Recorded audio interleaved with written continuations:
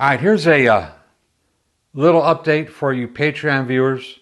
Uh, this video, the one you're about to see, I thought I'd give you a little, like a heads up on it. I've been waiting for the frame to come back from powder coat, and it finally came back, and I put a whole bunch of the bike together.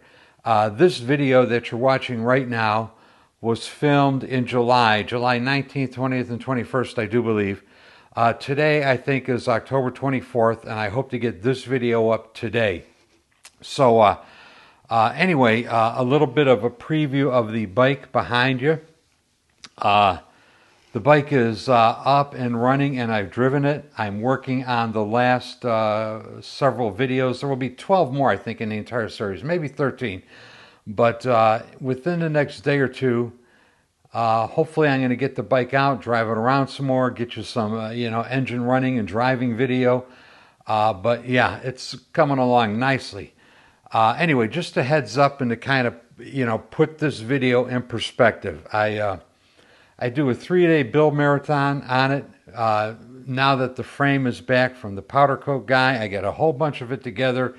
So whereas you had been seeing, a bracket, a wheel, a battery box, or whatever, from now on, the videos will be about the whole bike coming together. So I hope you enjoy it. Stay tuned and enjoy this video. We'll see you all later. Thank you guys ever so much for watching and being Patreon members. I really appreciate it. Bye.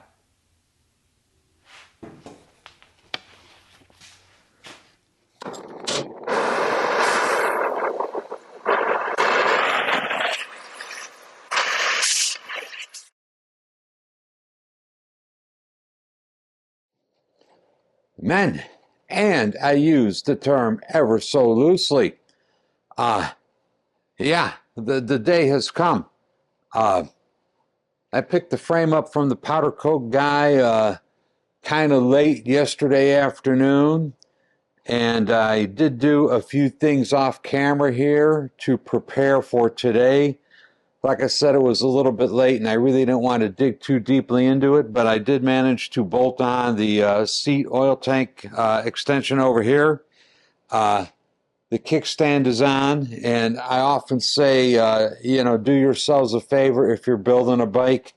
And I did put the kickstand on last night because, as I often say, the time to put the kickstand on is almost before you do anything else, because it's never any easier than it is with the engine out of the way. I also did some preparatory work, reamed out the bolt holes, chased some threads, etc., etc. But anyway, that was Friday. Today is Saturday, and it's, I don't know, it's about noon or thereabouts, 11. I'm about to begin a marathon session of bike building.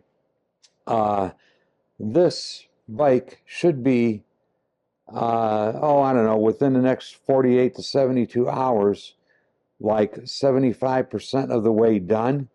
We're going to put the swing arm on first. Then I think I'm going to stick the engine in, and then maybe the front end, and then maybe the rear wheel. We'll see how it goes. But, a lot of the dirty grunt machining, polishing kind of work is done. So most of what goes on today should be pretty much bolt on. So without further ado, let's get started. Although I did put the kickstand on last night, what I didn't do was put the screw, because I didn't have a screw laying around that was the right size. So my first job this morning was to go to Ace, and I bought, I don't know, $60 worth of hardware, stainless steel hardware. And like I say, almost the first thing I do, because if there's a problem with the hole or the screw or whatever, now is the time to fix it, not after the engine is installed and in the way. All right. And just FYI, my powder coat guy is pretty good, but I don't like to leave room for error. So one of the things I do is the stuff that I really, really, really don't want powder coated, I mask off myself, and the way I happen to do these, because these splines, if you get powder coating these splines, getting this cleaned out is really a bitch. So I get pieces of old, in this case, this happens to be a cat food can, but I've used, Pepsi cans and whatever, cut out a strip of aluminum, because you have to have something that won't melt, right? And wrap it around whatever it is you don't want powder coated. And I've used wire. In this case here, I just used a hose clamp on both sides to mask this off. So yeah, this is nice and clean. I did a little filing on it around the edges here, so the foot peg slips off and on nicely now. I always thought the Harley chain adjuster was really a crap design. I've got an idea for making something nicer, and it requires a hole in the swing arm, and I should have drilled this before I powder coated it, just in case there's an accident. But I didn't, so I'm going to drill it now. This is, of course, the bottom. I'm going to drill the hole in here, and in the event my idea doesn't work out, the only remnants will be this hole on the bottom of the swing arm.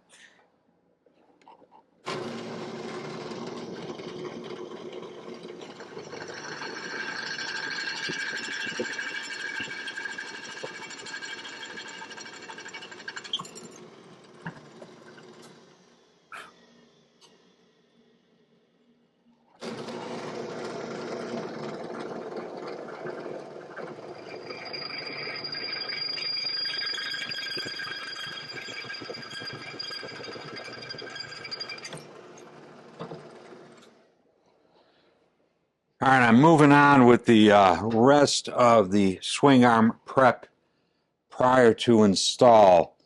And the this kind of a thing is something I can't pre-mask off for the powder coat guy. Well, maybe I could have run the old nuts in here, but he did pretty good, except the last thread over here has powder coat in it. And of course the nut won't start. So I've got to get it out of there somehow.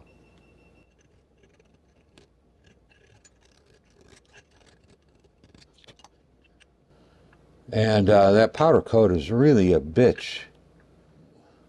I get something pointy a lot of the time and just try to drag it through the threads. These threads have already been cleaned out, but like I said, I got a little of that powder coat in that last thread or two.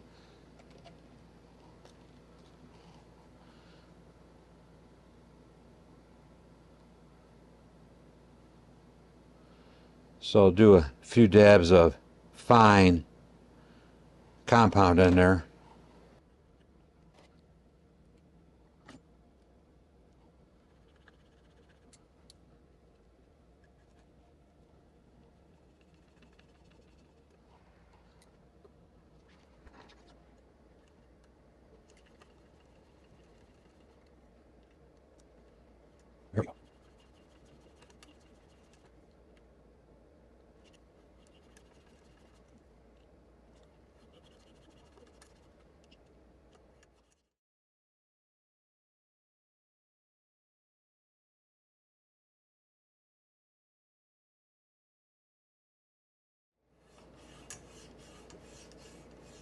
All right, so you see the difficulty involved here, and that's just because this last thread had powder coat in it. You can imagine what a pain in the balls it would be is if the powder coat extended all the way down through these threads. So yeah, it could be problematic. And it's good now.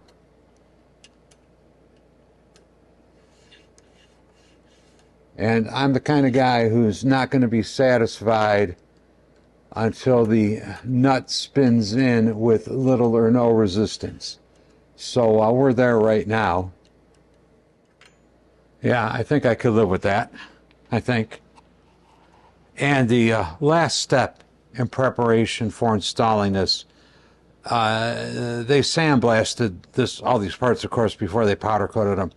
So this inner surface where the bearing race slides is it got that rough sandblasted finish. We're going to get rid of that with, of course, a dingle ball hone.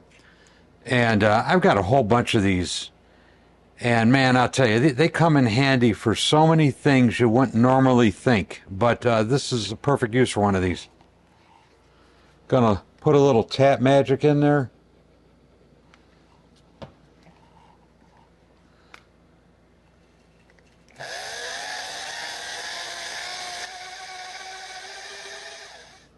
You know, people generally don't understand what's involved. I mean, I've been dicking with this, what, 15, 20 minutes at least, probably. So I'm probably going to dick with the other one another 15 or 20 minutes. And the long and the short of it is going to be that it's going to take probably more than an hour, maybe a couple hours, until the swing arm is actually installed and bolted in place. So, you know, I charge by the hour. So a guy will see a charge, 2.5 hours to install the swing arm. And they're going to look at that and they're going to say, you're screwing me. How could it possibly take you that long? Well, here's why. And yeah, this one is freshly powder coated, and that little bit of powder coat is causing this problem. But on the ones that aren't freshly powder coated, you're dealing with old dicked up threads, rust, cross-threaded nuts on there. So there's always a reason. And however long it takes is however long it takes. And, if you want to bring me something to work on, I'll be glad to do it for you. But, don't be surprised when you get the bill, And there's nothing special about this. Anybody could do it. And if you're an owner and you're concerned about what the cost is going to be, do this yourself a couple of times. And, you'll see. And maybe, when the time comes around, you'd say, well, hell, I'll just do that myself. And you'd be wise to. It's good to learn that. Anyway, this side is good to go. I'm going to probably rinse this out in the parts washer to get the valve grinding grit out of there. I'm going to do the other one, and like I say, however long it takes is however long it takes. We'll see you in a little bit. All right, threads on both sides have been cleared of that little excess bit of powder coat, and the nuts now go in fairly easily. Moving on to the next step, we're going to put the bearings in. And of course, these are V-twin parts. And in keeping with V-twin tradition, there always has to be something wrong. So these are the dust seals. There's two of them. Here's the other one. And there's supposed to be a little light press fit in here. And there's no light press fit at all. None. Zero. Zip. Nada. On either side. So, in keeping with V-twin tradition, I'm going to massage these a little bit and try to make them fit better. All right, and in terms of massaging, what I came up with is this. I got a socket that is just about the same size as the dust cap, a little bigger. So we're going to stick this in there and punch the hydraulic ram in on it and try to spread it out a few thousandths of an inch. So we'll see how this works.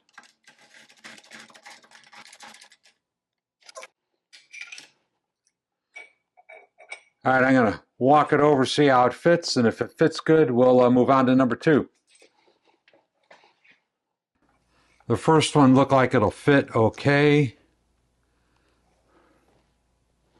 Let's squish out the second one a little bit.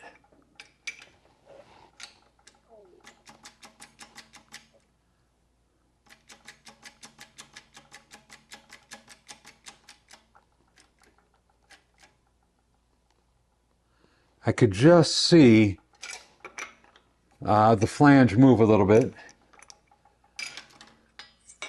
So we'll go try this one out. All right, we're kind of moving on over here. I dropped the bearing race into the hole a little while ago. Packed up a bearing, dropped it into the hole. The bearing race fit nicely. It was snug with just a little bit of tapping to get it in there. So we're ready to move on. We got a inner dust seal.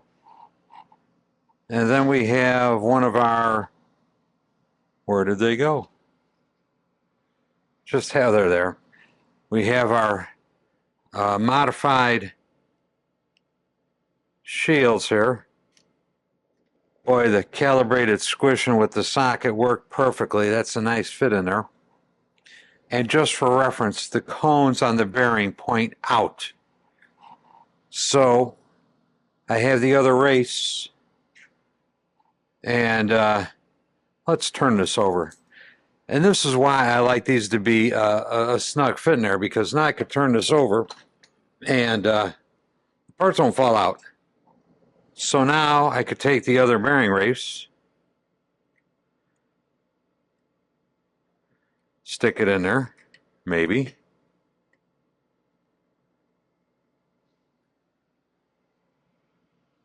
That one's a little snugger than I'd like it to be.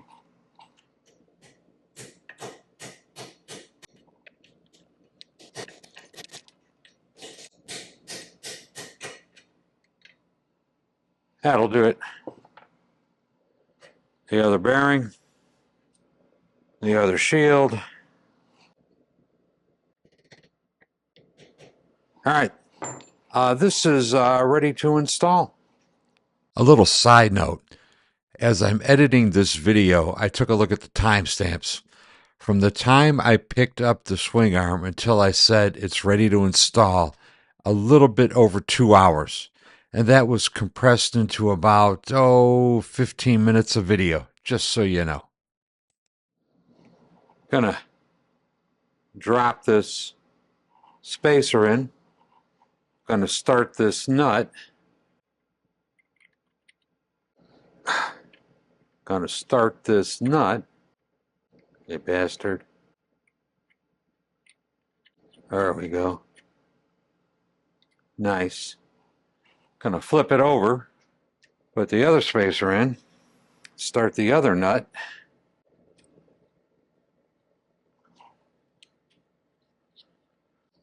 And yeah, we're ready to walk this over to the bike and install it. And because these are, of course, V-twin parts, let's make sure the axle fits in the hole. Ooh, nice. Just FYI, I did run the dingle ball hone through the hole in the frame here where the axle goes, and I did take a file and make sure the areas that the bearing seat up against are flat and smooth and free of paint. So let's see if this will fit now. And not altogether unsurprisingly,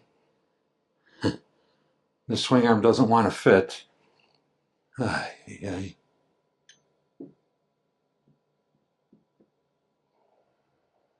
powder coat is built up so thick on the swing arm it won't fit over the frame.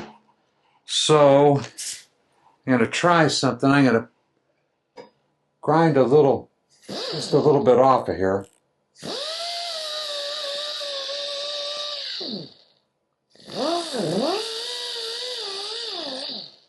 And I'm going to put a little chamfer on it back here.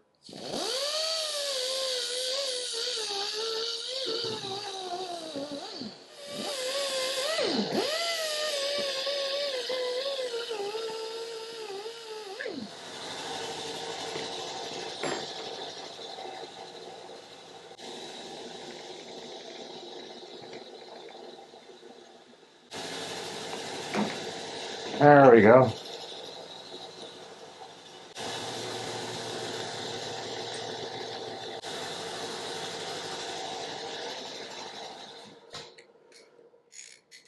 All right, the first thing you do is you tighten the axle bolt. You want to push both of the bearings up against the frame.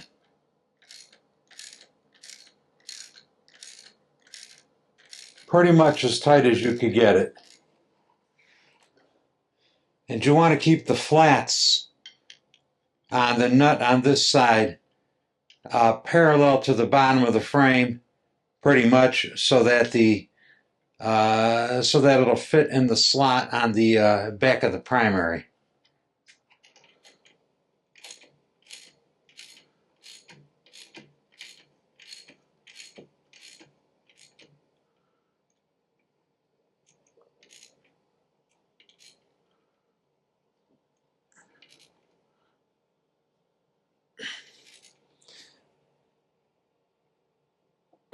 And that's as tight as that needs to be.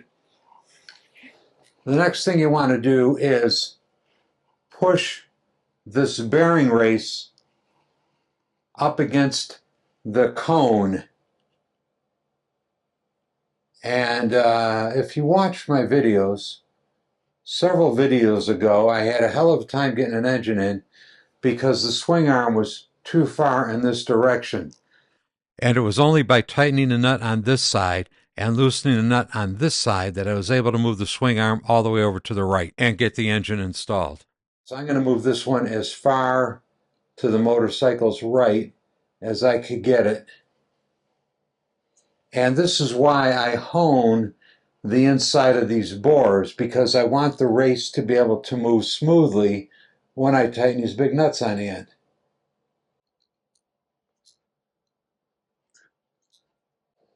And that is why I also believe it is very important that you have threads that are in good condition so that the nut will tighten down without binding on the threads.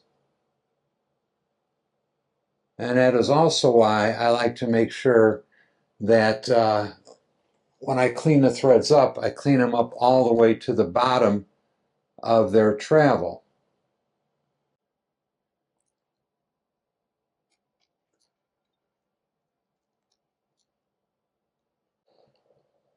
Okay, that feels like it's bottomed out.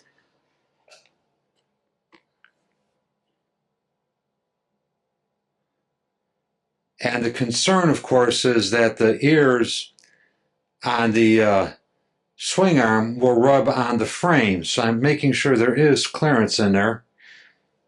And there is.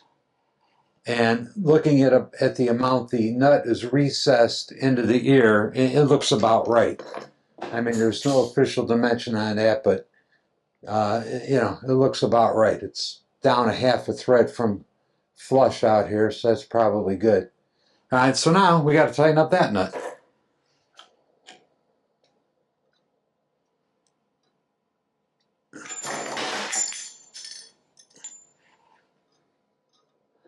The nut feels like it's tight up against the shoulder of the race, and the race feels like it's tight up against the cone on the bearing. That's about as far as I could get it.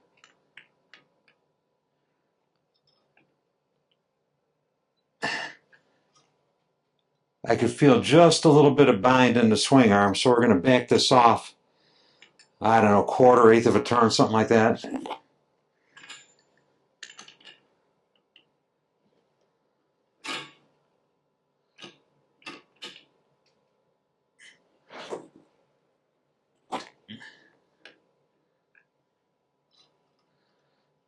And that's where we're going to leave that. I'm going to put the lock plate and screw in, and this will be done.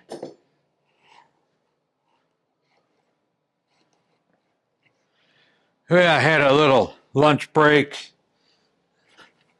Took a little old man afternoon nap. And I think we're going to stuff the engine in. The swing arm is in. The shocks are on. I didn't video putting the shocks on. There's really not much to it. One of the things I did here is I filed the powder coat off of the engine mounts because you want metal-to-metal contact between the engine and the frame.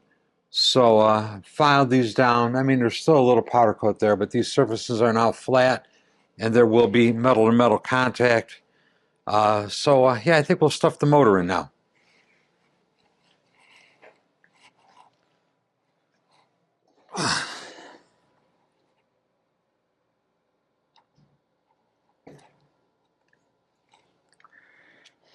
They don't get any lighter.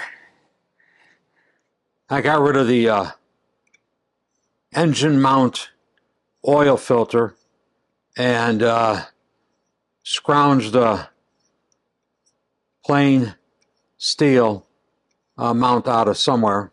I got a lot of stuff laying around. So let's see how this all lines up.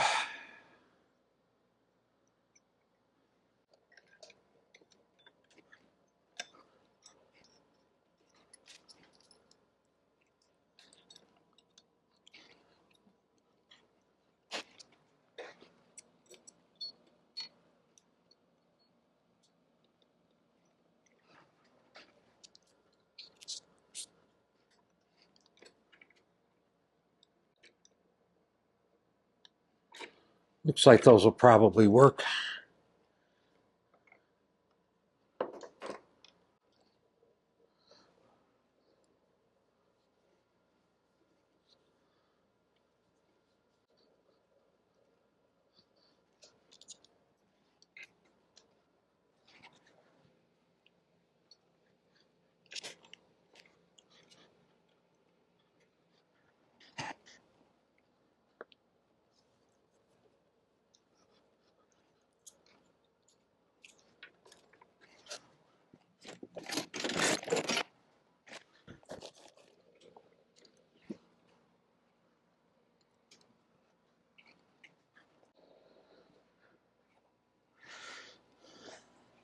All right, he was missing, or I lost. I prefer to say that it was missing. One serrated washer and one acorn nut. And just FYI, because I see this all the time, this hole is round and it's a 3/8 inch hole. It only could go in one spot.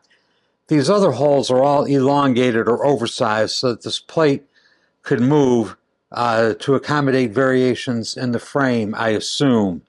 So the serrated washers go here, here, and here, and here, and here. You need 5 of them.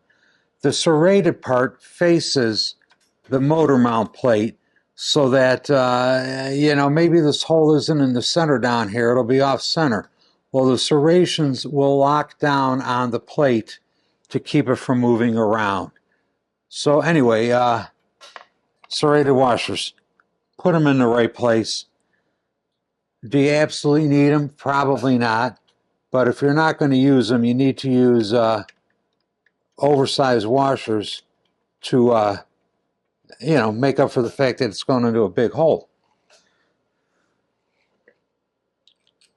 I got to go find another acorn nut.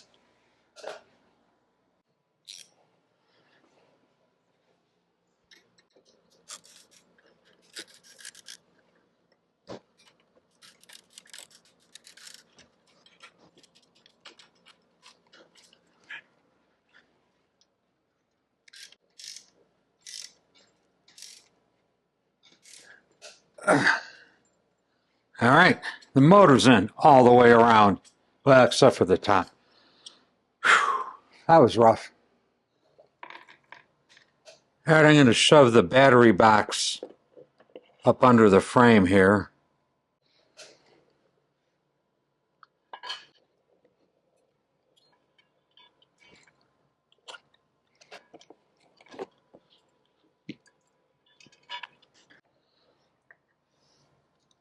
And I am using, so far, pretty much all stainless steel hardware. So it is all getting a little shot of anti-seize.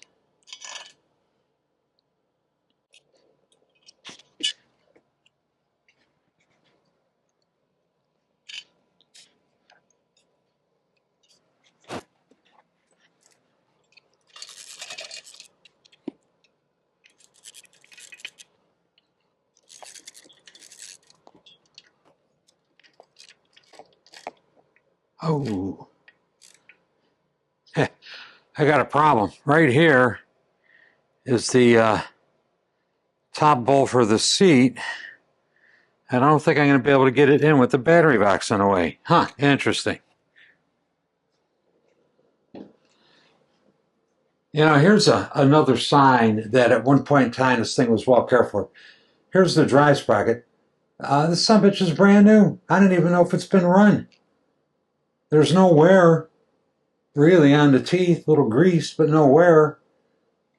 So yeah, this guy at one point in time was spending some money on this machine.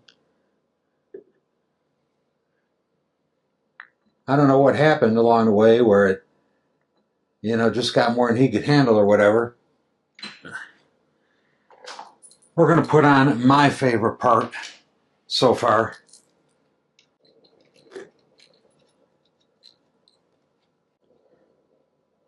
Handiest tool I have, this chain.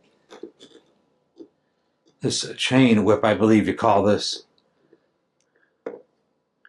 Here's the stainless steel nut I made. And it is stainless, so it gets anti-seize.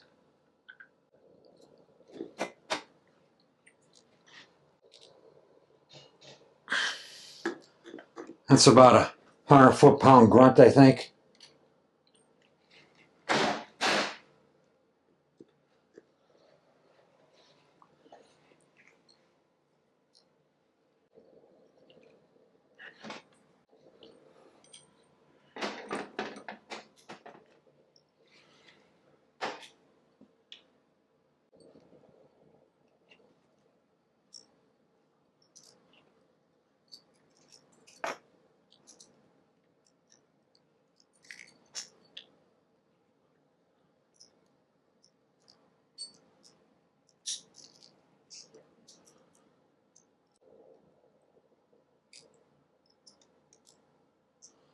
I probably should be using heavier safety wire, but right now this is all I have, so that's what it's getting. Oh yeah, I'm gonna try to stuff this wheel in there. I don't remember where the spacers all go.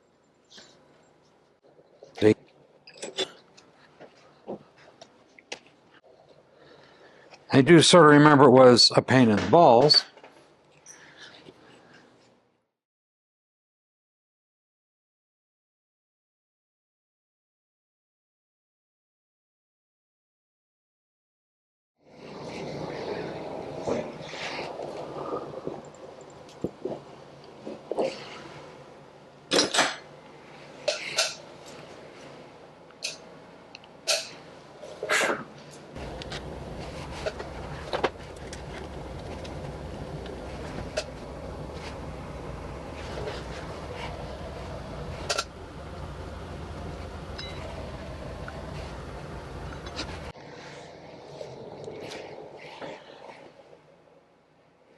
Yeah, changing this tire wheel, fixing a flat by the side of the road would be a giant pain in the balls. But with a little luck, that's on there, and I won't have to take it off again. That's the plan anyway.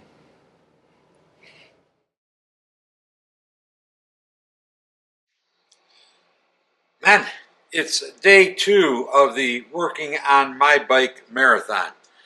I think this is going to last 3 days. I got up at dark 30. That'd be 10 minutes after 5 for you civilians. And I did some work off camera out here. One of the well, my goal is to put as much of my bike together as I can with the parts that I have fabricated already. And there's more fabrication that needs to be done. I'm not trying to do that. I'm just trying to get to like a steady state where the bike has got wheels on it and I can roll it around, and you know, I got parts everywhere. I want to get it all consolidated. But anyway, late yesterday afternoon, the UPS guy dropped off some parts from Eastern, and some of those parts were clutch plates, so I could put the primary together now. And you guys have all dealt with the frustration of these adjuster nylons And you get the replacement ones, and they don't want to fit on that shoe. The new ones are, camera probably won't pick this up, but they're curved a little differently, and they're shorter. They're a quarter-inch shorter, than the originals. So they're hell to get to fit.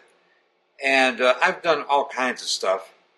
I've heated them up. I've tried to bend them. Whatever the hell they make these out of, this is some tough shit.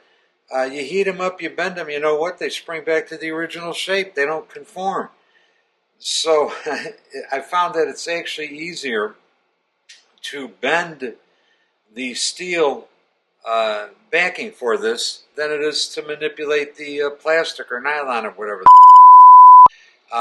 So step one of my process of installing these things is to bend the adjuster. And I did this one already. I probably should have showed you, but I never know what's going to work for sure on these son of bitches. But I think I got it finally figured out. So anyway, I bend the adjuster to match this curve, the steel adjuster. Put it in a vise, put a big crescent wrench on one side and just bend it. Just, bend it over a little at a time. It doesn't take long and it's not that hard.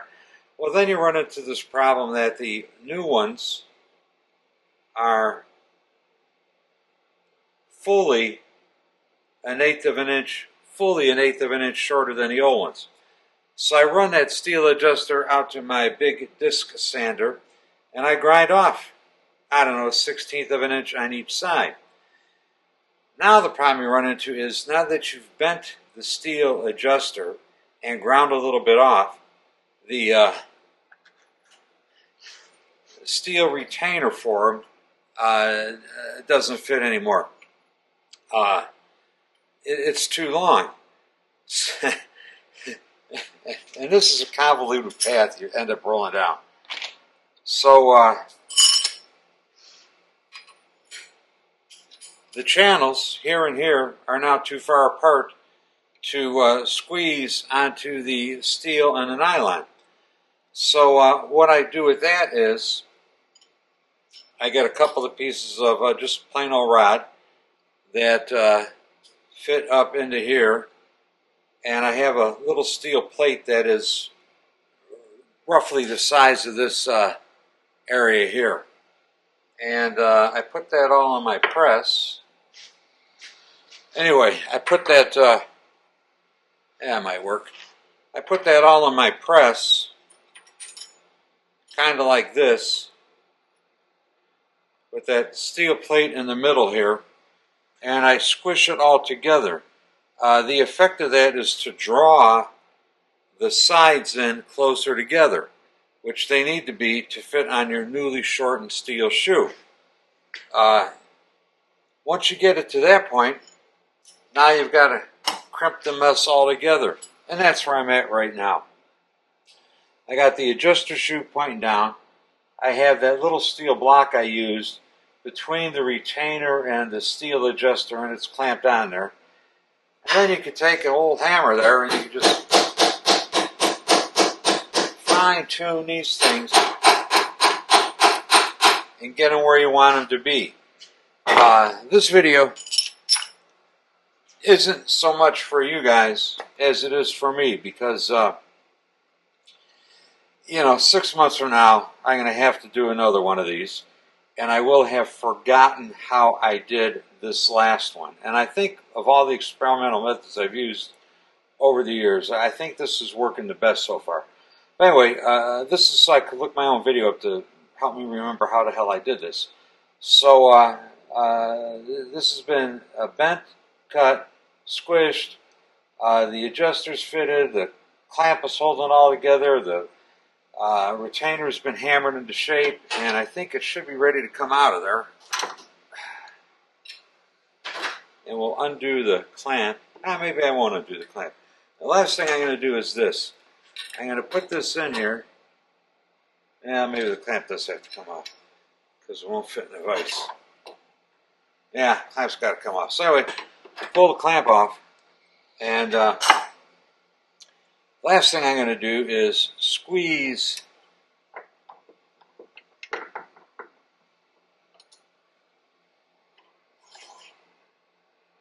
this sandwich all together.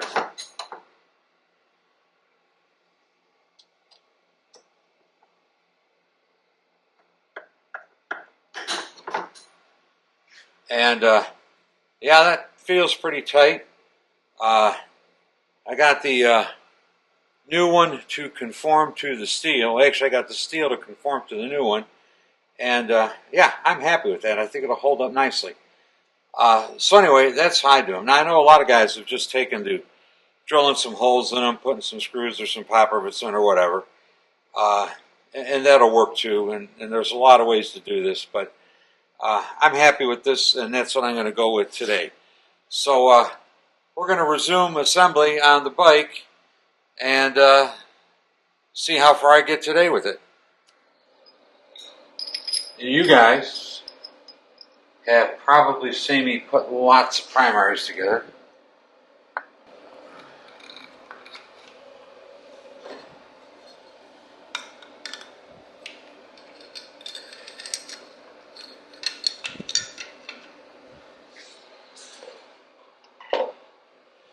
And this will get some anti-seize on it.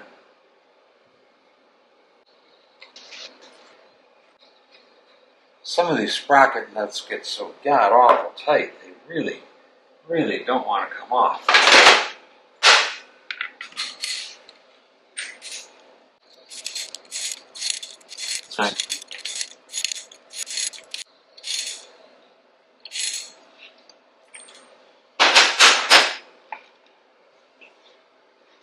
Let's see, all the kickstart stuff is in there.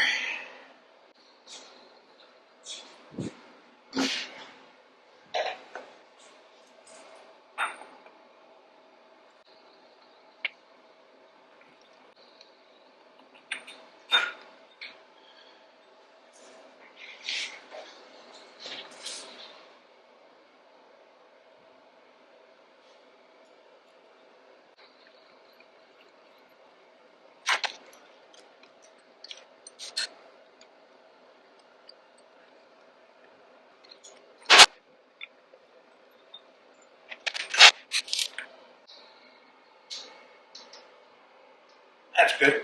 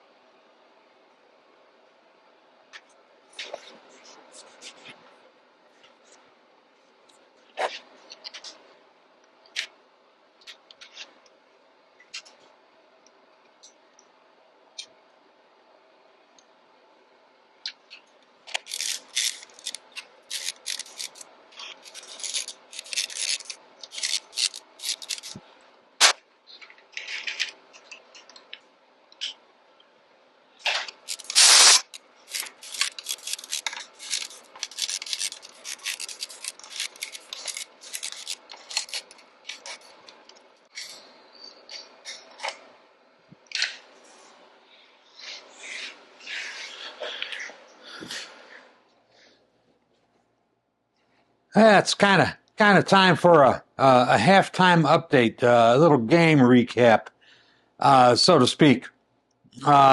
Little after 2 on the second full day that I've been working on this. I haven't shot much video. I time-lapsed it all, but for the most part, everything went together the way you think it would. You know, clutch and the primary is together. No problems, no surprises there. 2 trips to Ace today to buy hardware to the local Ace. Got my fender braces in.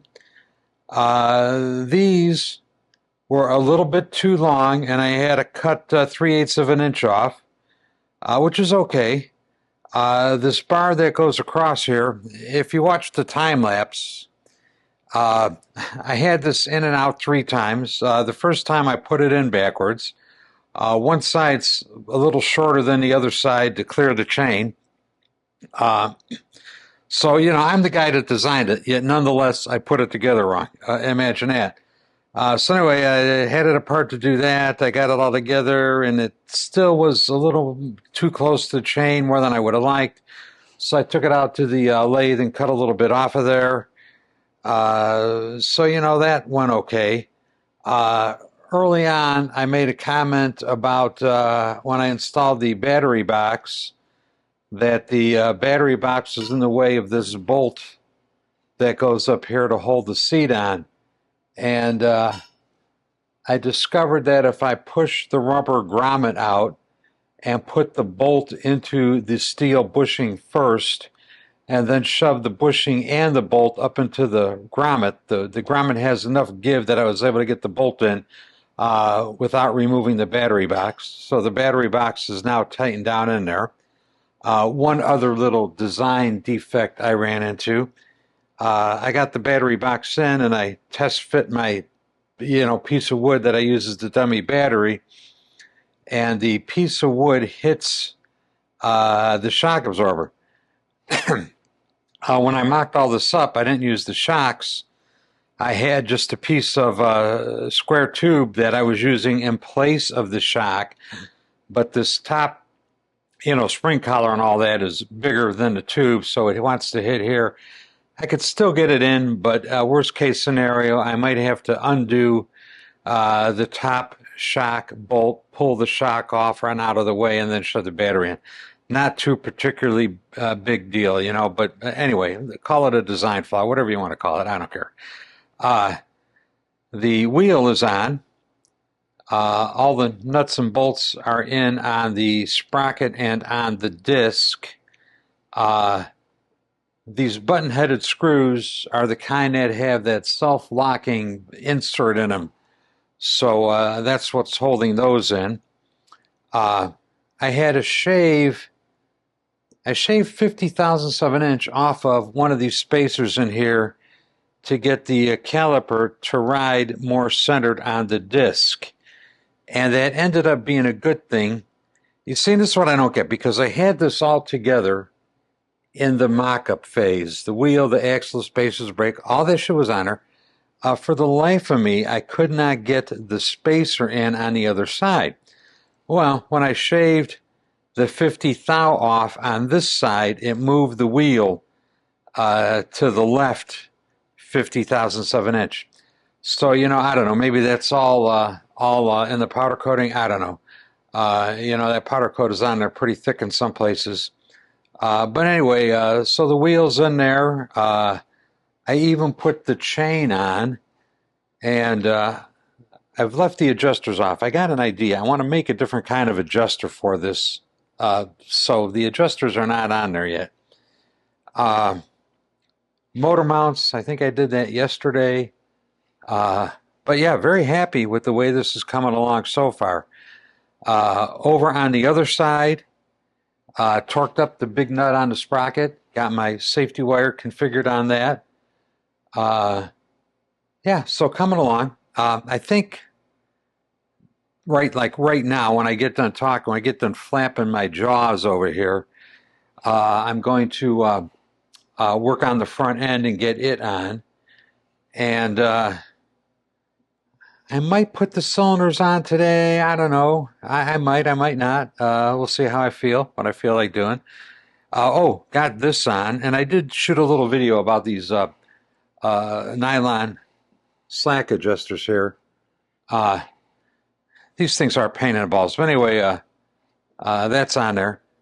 All new hardware on this bike for the most part. Well, technically the engine mount bolts aren't new. They came with it, but I think they were new, that the previous owner had bought them in anticipation of whatever it was he was going to do with it.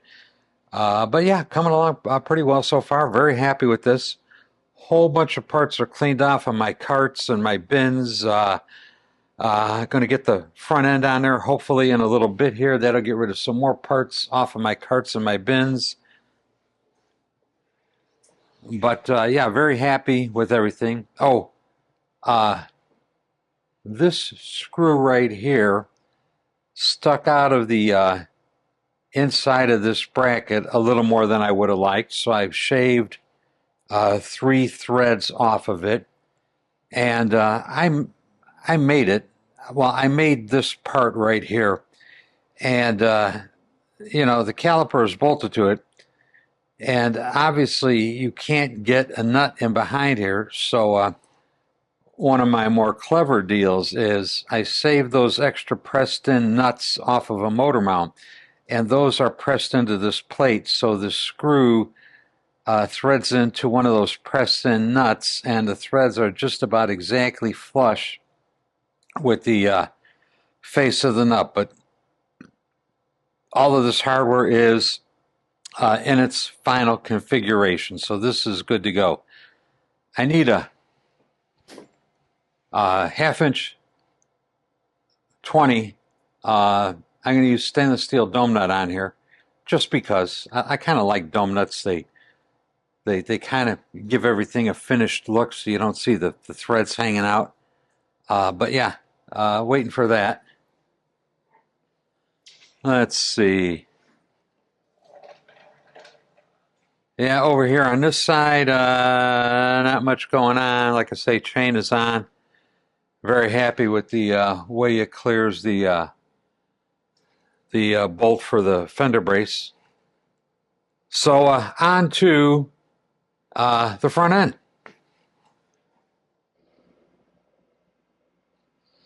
All right, here's my first kerfuffle, I'll call it. Chrome guy, next town over. No, not the chrome guy, the powder coat guy. I do a lot of the small parts myself, and indeed I've done these myself. And when I get stuff ready to go, like for example on this part, I didn't want chrome on the stem. So this is old, you know, I don't know, pop cans or whatever, and I cover up the things I don't want powder coated and clamp them on somehow. I use just copper wire on this one. But anyway, besides that, when I bring stuff to the powder coat guy, I have a tag hanging on every one of these things with anything that's special about it.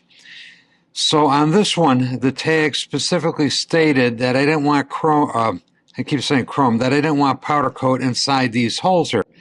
Because fucking fork tubes go in there, and you're never going to be able to shove a fork tube in there with this powder coat on there.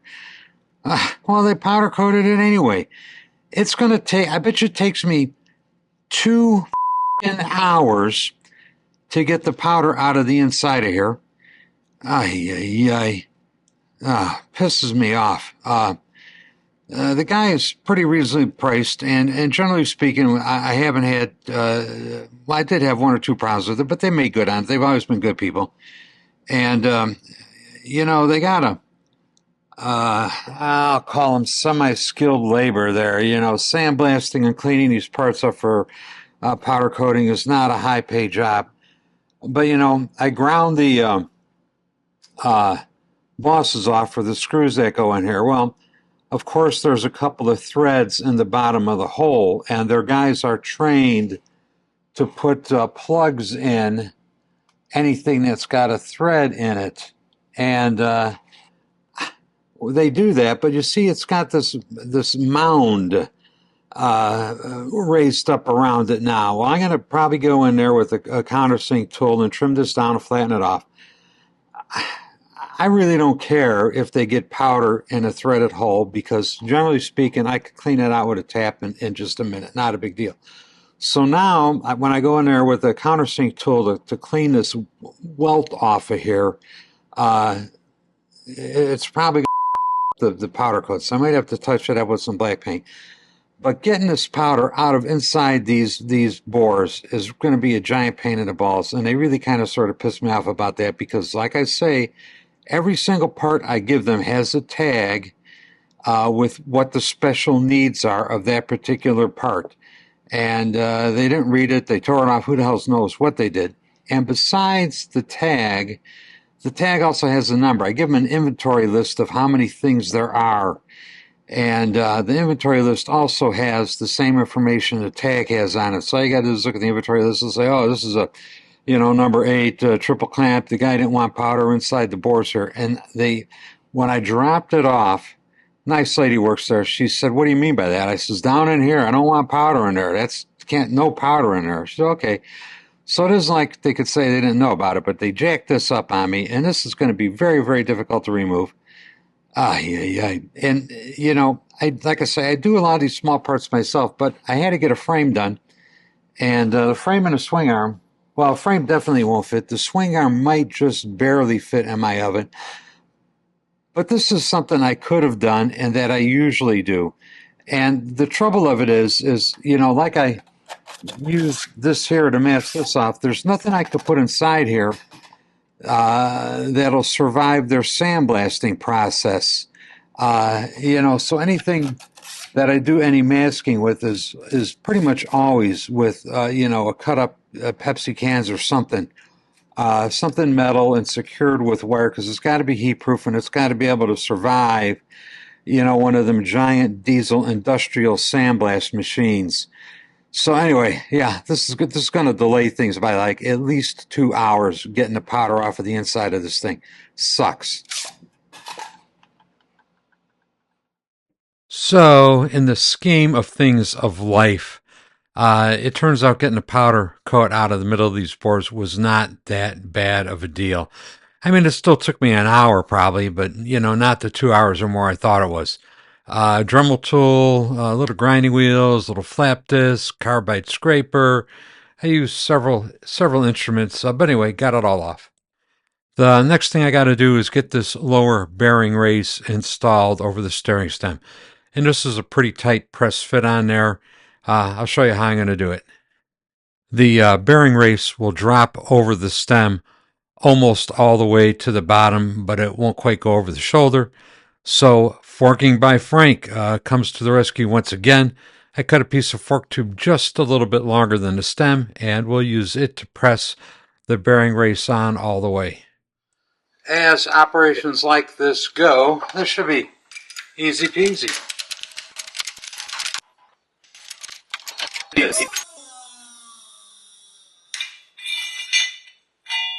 So let's go put this front end together. All right, balls. When I dug these out of the bag they were in, that I put them in when I took it apart, I counted them. There were 28. It sure looks like one is missing. In fact, there are 14 here, and there are 14 on the top. 15 will fit, but the book and the IPC both say there's supposed to be 14. So I'm going to put it together with 14 and leave it be. And yeah, I suppose I could have converted it to the, roller bearing, but, the balls are going to be fine. So it's getting balls, 28 of them all together, 14 top, 14 bottom. So putting it in with 14 balls each. So herein is always the challenge. Shove this in from the bottom. Don't dislodge the top race. Don't lose any of the balls. Ooh, nice.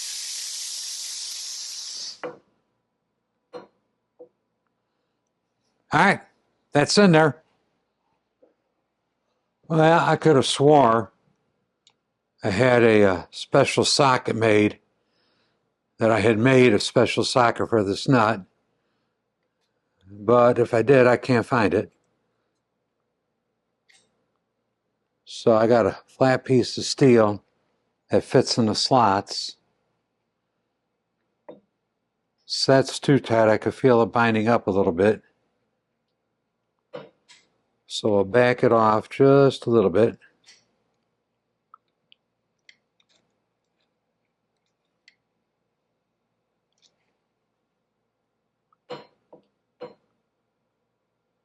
Maybe a little more. It's still, I could still feel it. All right, that feels good. Next goes the dust cap and this ring and then the clamp. This is the left one because it has the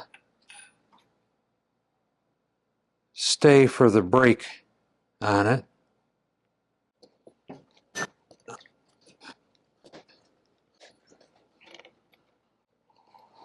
That's one.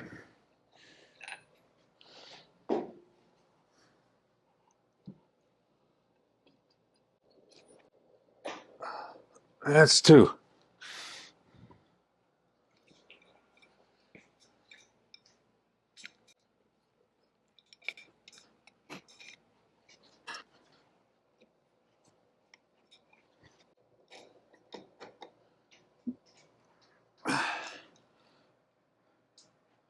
Ooh, that's nice. Feels good. All right, I think I'm wrapping this up here today. I did a halftime halftime game review earlier. Well, this is the game over, at least for today, wrap up. I got pretty much everything done that I wanted to do. I mean, the bike is now back on two wheels. If I get some handlebars on there so I got something to hang on to, I'll be able to push it around. So, yeah, coming along nicely. I could keep working, but there's no sense killing myself over this. I'm doing this for fun. Going to come back out and hit it tomorrow.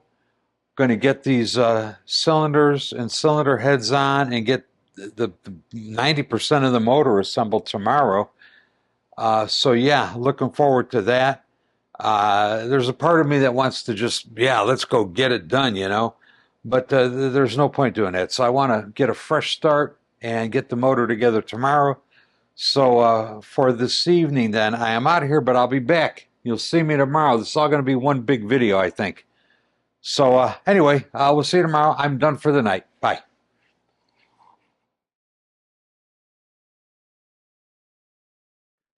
I did a little bit of a halftime update on day 2 and a end of the game review on day 2. So here's like the pregame for day 3. This video is running long. It's going to be over an hour. So on day 3, I'm cheating. I shot it all in time lapse, and stick around. You'll finally see something that looks like a whole engine in a whole bike that conceivably a guy could actually ride someday.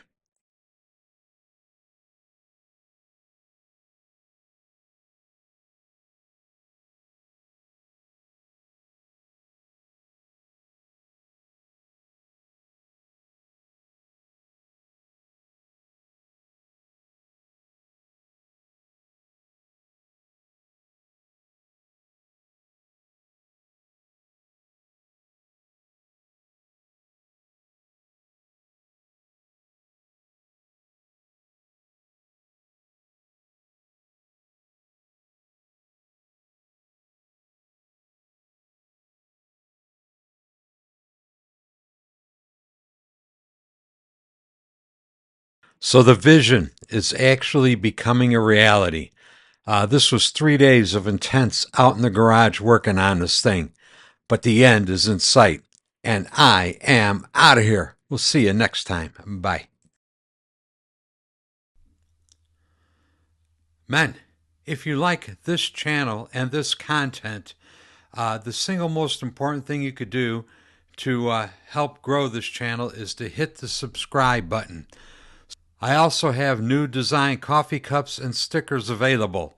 You know, I like the old coffee cups, but I like these new ones even more. Links are included in the description down below. And for those of you who really want to go the extra mile, you could join me on Patreon. Link is also included in the description down below. And to all of you who have watched these videos, I'd like to say thank you. Thank you very much. I really, really do appreciate it. We'll see you next time. Bye.